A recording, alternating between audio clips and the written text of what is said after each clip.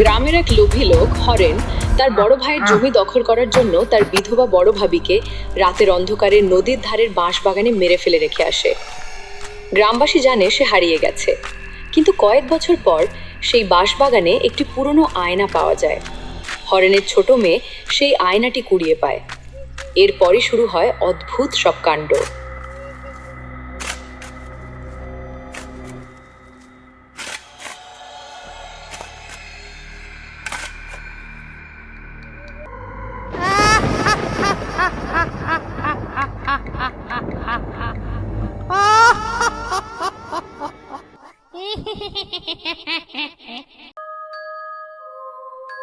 বাঁশবাগানটা কেমন যেন ঠান্ডা ঠান্ডা লাগে। এটা আবার কি? আয়না, কি সুন্দর। মাকে দেখাবো, বাবা নিশ্চয়ই খুশি হবে।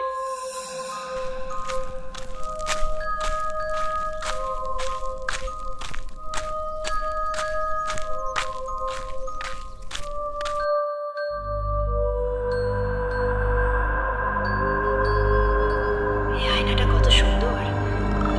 এ আমি নই, এ আমি নই, এ অন্য কেউ। তুমি মা, আমাকে চিনতে পারছিস? আমি আর কেউ না, তোর কাকিমা। উরি মা, উরি বাবা, বাঁচাও বাঁচাও আমায়। কে? কোথায় আছো? আমায় বাঁচাও, তাড়াতাড়ি আসো। কি হয়েছে? চেঁচাচ্ছিস কেন?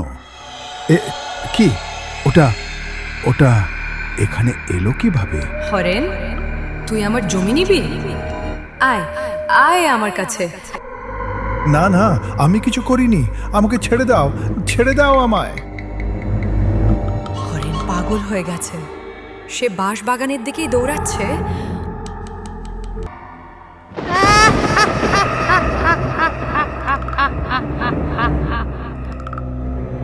এখানে এই গর্তের দিকে তাকাও। এখানেই আছে আমার হাড়। আমাকে মেরে গর্তের ভিতরে পুঁতে রাখি। আমি ওকে ছাড়ব না। আমি ভুল করেছি, আমায় ক্ষমা করো, ক্ষমা করে দাও আমায়। না না, আজ থেকে তুই পাগল পাগল হয়ে থাকবি।